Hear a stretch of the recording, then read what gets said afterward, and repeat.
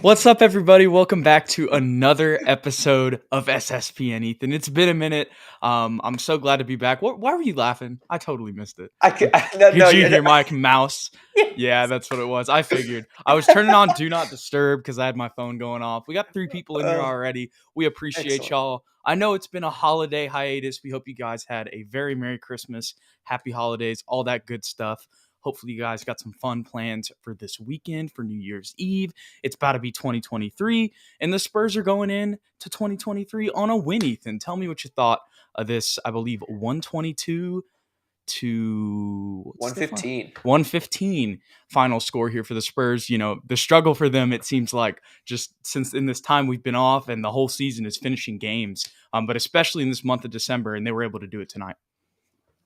Yeah, I was holding my breath there at the start of the fourth quarter because it's been a common theme where we've just kind of shut down and played terribly in that fourth, had trouble closing out games, but we were able to do it. We still lost the fourth quarter 36-30, but it still felt competitive, and a couple of those points at the end were just kind of the Knicks getting free throws and then getting a wide open, layup at the end of the clock. But regardless, the overall game, I was very impressed. The refs were really letting both teams play. It was a very physical game. I felt like everybody was pushing and shoving and slapping at the ball. Yeah, Randall can be irritating. Very good player, but definitely irritating. But I was impressed. I really thought we were going to lose this game, especially with Devin Vassell out. But Romeo Langford with 23 points really stepped it up, looked confident out there, looking for his shot, being aggressive, getting to the basket, and really finishing through contact and through pretty good, solid interior defense with Randall and Mitchell Robinson, who's a shot blocker, of course. But overall, really good ball movement. We played with really good cohesion. Keldon Johnson obviously was our leader, kind of got out of his shooting slump. He had 30 points tonight. Sohan with 12. He's been playing great the last 5 or so games. I think he's averaging like 14 and 8 on pretty good, efficient shooting. So Yep. great to see that from him. And then Stanley Johnson, really the unsung hero these past few games since we've picked him up. I felt he's really been a factor coming in off the bench. Defensively, he's very physical. He's going to get under guys' skins. He knows where he's supposed to be. Very, very smart player. Really came in and hasn't missed a beat. Almost just a better version of what Keita Bates-Diop has been for us at the start of the season. To me, that's what Stanley Johnson has been, and a very consistent shooter. All of a sudden, 2 for 3 tonight. He really hasn't had that many lapses offensively. I really can't think of anything else, dude. It was really just a really good overall team win. Yeah, I think another key thing is when you think of the context, obviously a lot of guys out for the New York Knicks, Obi Toppin, RJ Barrett, Jalen Brunson, key guys, but the Spurs had Devin out as well. And that's why I think this Romeo performance, not only is it just, his career high scoring wise, and his jumper's looking better and better. Mm-hmm. It's looking smoother. And it looks completely different too. So that's something that you feel really confident in because, with Chip leaving before the season, that was something that we kind of Yeah. questioned. To see that consistent improvement as the season has gone on, that's just another good sign. I believe on the broadcast at some point, it was when they were talking about Jeremy Sohan's free throws. I guess we could get to that right now. The one-handers, I mean, he's on a streak. They were talking about it, in the Rockets game, the first time he went 1 for 4, and then he hasn't missed one since. Yeah. And basically the what I was tying that into is that Brett Brown is a really good shooting coach. And I think they had Devin Brown on, who was the UTSA Yeah. alum and played on the Spurs in 2002 and from 2003 to 2005, was on that 05 championship team. And he was talking about how Brett Brown helped him out a lot with his shooting. So good to know that from Brett Brown and good to see the development from both of those guys when it comes to shooting wise. Obviously, Sohan's still working on a little bit of, his outside jumper and stuff, but hey, the first step to being a great shooter is being a great free throw shooter. So you love to see that in his development. And just talking about some of the other things in this game, I mean, obviously 36 from Emmanuel Quickly, and Julius Randle had 41 tonight as well. But, they didn't let anybody else do anything. And so if you're going to allow those guys to cook, you can have a balanced attack to counteract that, which is what the Spurs had tonight. You talked about Stanley Johnson. I completely agree with, the Keita Bates-Diop comparison. He's somebody who's 6'6", who I don't mind playing at the 4 because he's 250 pounds almost. And you love his shot. He's been consistent. as a 3-point shooter since we got him, which was something I honestly wasn't expecting. Me neither. And that just fits the role perfectly. Hmm. So you love to see that from Stanley. He had 6 boards and 3 assists tonight. Just plays physical. Whenever there's an issue or something, it's like you can just throw him in there, and you know that he'll kind of settle the dust at that position, if you will. Jay Rich had a great halftime buzzer or first quarter Yeah, buzzer first beater. quarter. That was tough. Malachi didn't have the greatest shooting night tonight, but I wanted to talk about him because he's definitely come along Hmm. just over the past month. Had a 20-point game a couple nights ago. I feel like him and Sohan have just continued, to develop and look like first round picks. I know still from time to time, like we said, Malachi 1 for 7 tonight. He talked about it. His shot's a little flat. I think once he gets a little bit more arc on the ball, those are going to Hmm. start dropping more. The key for me with Malachi is he gets to spots. Like he Yeah. never takes a bad shot. And the way that he's getting to shots, like it isn't necessarily easy. Like he's coming off screens, immediately pulling up. He's dribbling through people, finding his way in the mid range, or just taking wide open threes. So, you can't be mad at that. I think it's going to get there. And I'm just trying to think of some other thoughts here. Jakob, didn't have the greatest scoring night tonight, but obviously, you didn't need him to do that when you have Romeo going, for 23 on 11 of 16 shooting, which was just perfect in Devin's absence. Yeah. And then another thing I wanted to talk about was, of course, Keldon. Still finded those struggles from the 3-point line, but found a way to get 30 tonight. And that's what you need in Devin's absence. So, that fourth quarter, it's just going to be tough. But for most of this game, they had around a 10 to 15 point lead, which is what you should have in this situation in an undermanned Knicks team. Yeah. What I liked about Keldon's game tonight, Jude, is in the absence of Devin. Devin's really that guy when we're in a rut. We give him the ball and let him go to work, make a play off the dribble, and pull up from mid range, and it's pretty much a guaranteed basket most of the time, right? Keldon doesn't have that really in his game. He's not really a Mm-hmm. pull up mid range jumper. He doesn't have a turnaround, nothing like that. But what he can do, and it surprised me tonight, was post up bigger players and smaller players.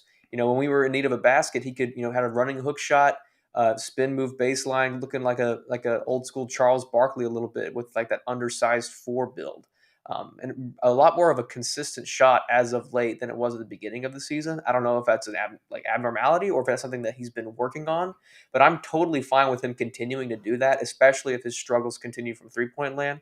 3 for 8 is not terrible, but it could be better. It felt Um, like it got better as the game went on. it Like did. those last 3 that he made were 3 in a row, and it felt like he finally got his rotation. We've talked about this so many times, Yeah, and yeah, he yeah. hesitated.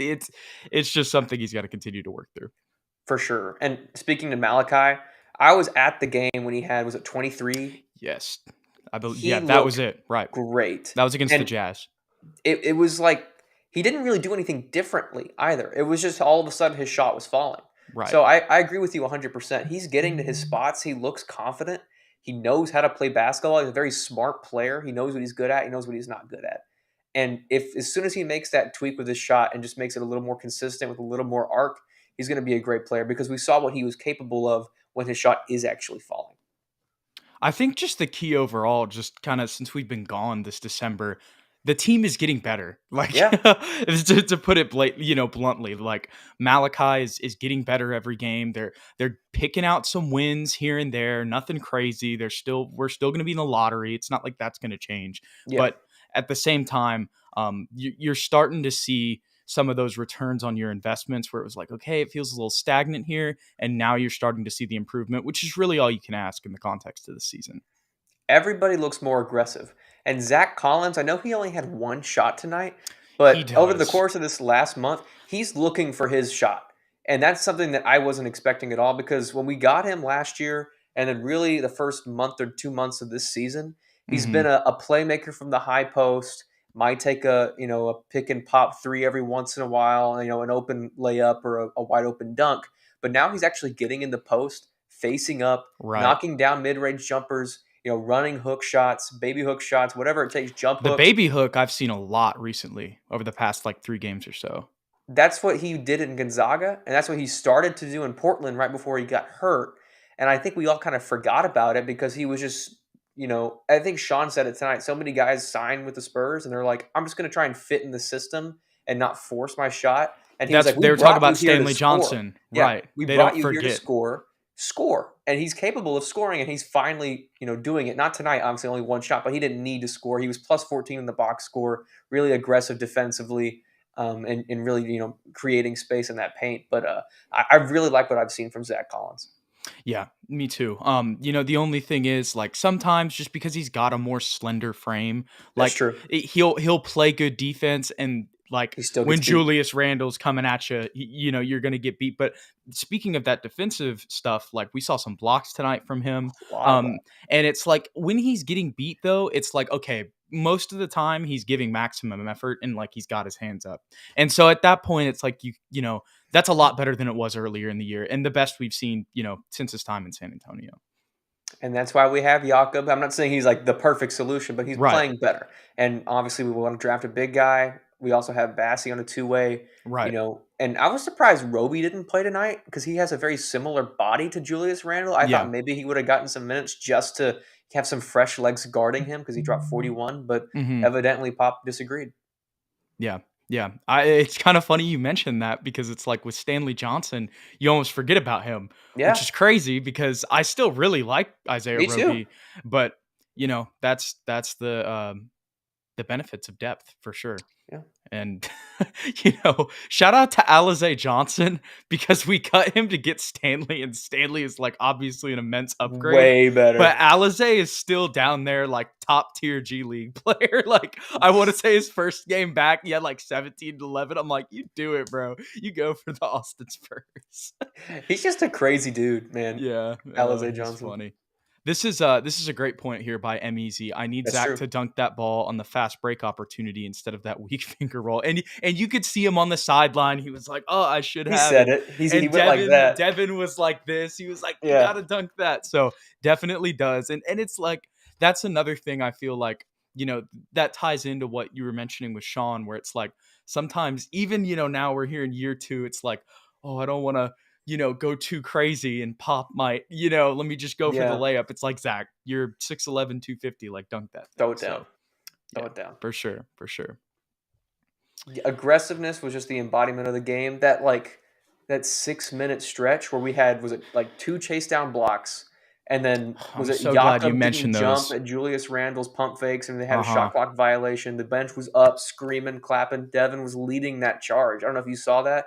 He Yeah. was the one that was up like the Yes. whole game, and I love to see that from Mm-hmm. Devin because usually that's like the 13th man that doesn't get any minutes, but that's our best player on the bench cheering for our Right. guys. On when And he's injured, when he's out. yeah, so I think Sohan had a chase down, Keldon had a Yep. chase down, Jakob didn't bite on the fakes, and then Keldon had Had another another block one. at the end of the game. That's just great defense down the stretch. Love to see it. The whole team. And in that moment, it was like when they were trying to, the Knicks felt like, the whole broadcast, they were talking about how the Knicks just had this devastating loss where they were up by 9 with like 30 seconds left and lost, right? Mhm. And so the whole point was they're not going to give up, when they're Yeah. down 9 with 50 seconds left, right? And it was like right when that momentum was coming back, that was when Stohan stuffed Julius Randle at the rim. And obviously Julius Randle was, basically other than Emmanuel Quickly, the entirety of the offense tonight for the Knicks. So whenever he did that was one of those statement momentum plays that just really made an impact. And then to see Keldon get those 2 blocks late too, like that's the one thing this year where I've been like sometimes disappointed with him is his defense. And so to see him make those 2 clutch plays late defensively on top of, making some clutch shots too and getting up to 30, love big bounce back game from Keldon. Yeah. Still working on the threes, but big bounce back game for him. Love to see that. M Easy makes a good point. Sohan or Sohan, I don't even This is know a anymore. it's Sohan. It's Sohan. Okay, Yeah, it's the Sohan. other broadcasts say Sohan, but the Spurs It's one says Sohan. Sohan, so I roll We're with that. rolling. He definitely should have learned a lot playing against a guy like Mhm. Randall. And watching it in real time, Sean said something about Randall did like a rip through twice and got Sohan on a Mhm. foul and went to the free throw line. And Right, yeah. and Sean was like, "It's going to take a couple more times. He'll learn how to adjust to that." And then later in the game, Randall went to that same rip through, and Sohan like backed up and played better defense, didn't foul him. Randall missed his shot. So literally in real time, we watched him figure out how to guard an all-star caliber power forward. And I know he had 41 points, but he had that block down the stretch. And Randall really, he was more productive in the first three quarters than he was in that fourth quarter. I felt like, and I don't know if that was just the team defense being better or him being tired, but I feel like Sohan slowly learned as the game progressed how to guard him. It's so funny you mentioned that because in that same like commentary reference you were talking about when Sean was mentioning that, he was like, it's like he hasn't got a feel for him yet. Yeah. That's what he said about Sohan and directly to your point. But, Ethan, as you were talking, I was just thinking about kind of the overall just what we've seen from the Spurs over the past month. And just kind of where they're at moving forward. Obviously, like I kind of hinted to a little bit earlier, still in the lottery. So you're excited to add, some more talent going into this offseason. But with what we're seeing, I feel like there's just a lot of merit to the young core. I don't want to overreact here because they're still, a bottom tier team in the league. But as we're mentioning with just this improvement that we're seeing with everybody, and getting some more wins here and there against some tough teams like the Jazz and the Knicks are two good wins. This one's a little bit, I guess you could say, you could take it out a little bit because there's, some key injuries for the Knicks. But like that Jazz win, that's a fully loaded Jazz team. That's a solid team. I think maybe Kelly Olynyk might have been out there, but like not their star guys. What are just kind of your thoughts on where the Spurs are at here? Let's check in a little bit, since we've been gone for so long. The injury bug that bit us early was a little bit of a blessing in disguise because it gave a lot of our depth guys meaningful minutes, and it gave a lot of our Malachi. rotational players, Malachi, a chance to kind of figure out our offense and how to play team defense, how to talk to one another, figuring out chemistry. And it was really painful to watch, and at times it still is. But now with our guys kind of coming back from injury, minus Devin, of course, who's out because of that knee that he hurt in the Jazz game, we're starting to see it click a little bit better. Everyone has more confidence. We talked about the aggressiveness on both ends. Everybody, feels more comfortable in their role, and they understand how to play with one another. Romeo Langford is a perfect example of how he played tonight. 23 points, by far his best game as a Spur. On both Best ends, game he of was his really getting career, it. really. Best game of his career. Yeah, his career high. So talking about that young core, I think that they're ready to kind of take that next step. I'm not saying they're going to start winning all of a sudden, but I think they're ready to have more of a role, more of a load on their shoulders. So I wouldn't be surprised now. I wouldn't have been surprised earlier in the season, but I'm more confident in a trade coming for Josh Richardson and Doug McDermott, only because they are currently taking away minutes from guys like Romeo once And Devin they've been comes back. playing less. Correct. Malachi Branham is sort of figuring it out. He's got to work on that shot, but he's more comfortable in his role. And then Blake Wesley, of course, coming back from injury. Will he kind of get that nod to take back that backup point guard spot that he had before he got hurt? If I'm totally fine with that, because like you said, with or without Doug and Josh, we're going to be a lottery team. So we might Right. lose like one or two more games because they're not there. Josh Richardson doesn't have a hot night one of these nights and it'll lead us to a win. But I'm okay with that. I'm okay with giving our young guys the reins from here on out because they've gotten more comfortable and clearly it's working, throwing them into the fire. I see progression. Yeah, absolutely. I mean, you hit it a nail on the head there at the end. You're seeing that progression. And I like what Amizi's saying here. Blake Wesley is needed for that second unit just to have a true playmaker. And right now Yeah. he's on G League assignment. They're just doing the normal thing they do with Spurs players coming off Yeah. injuries. And because he's a rookie, they might leave him there a little bit longer just because, the L's are inconsequential. Yeah. So I'm really excited to see him come back. I think like that's the next like thing that we're going to anticipate, and there will be some growing pains there, just inserting him back in.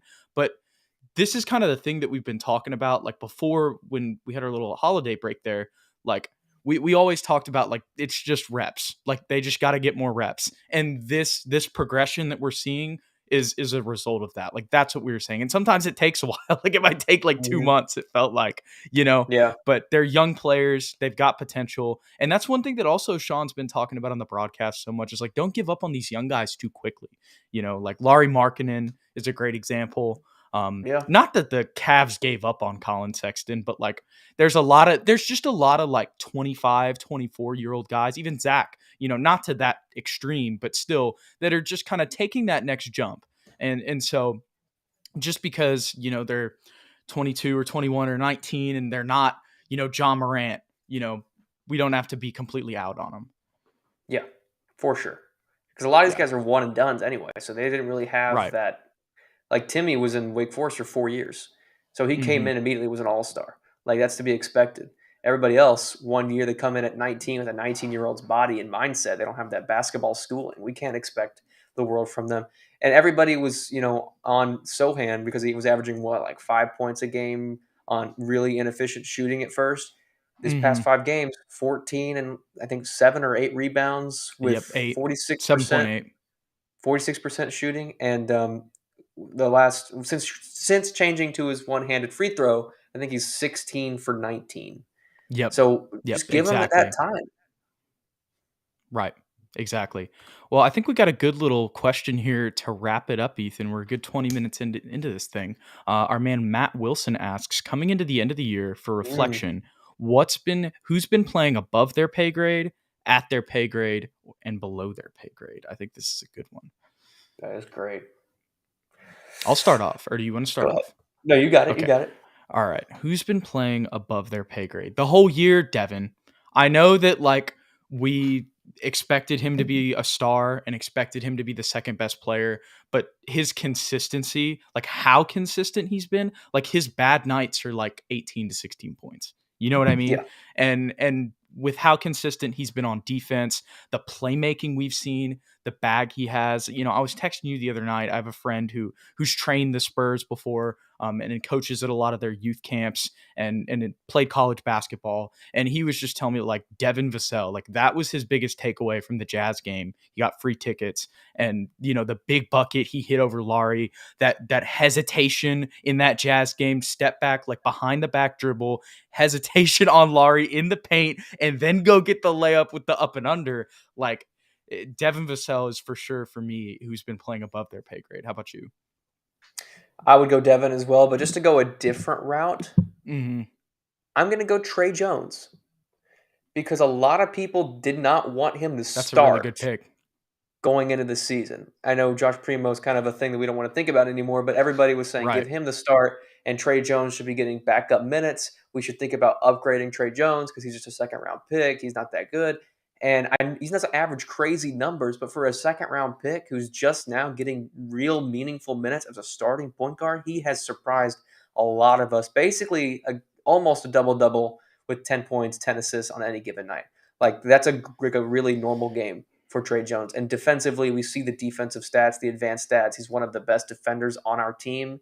And when he was out for that short stretch, it was scary. It was really scary watching the Spurs because we couldn't move the ball. We couldn't figure anything Yep. out offensively. So he's been super important for somebody still on his rookie contract.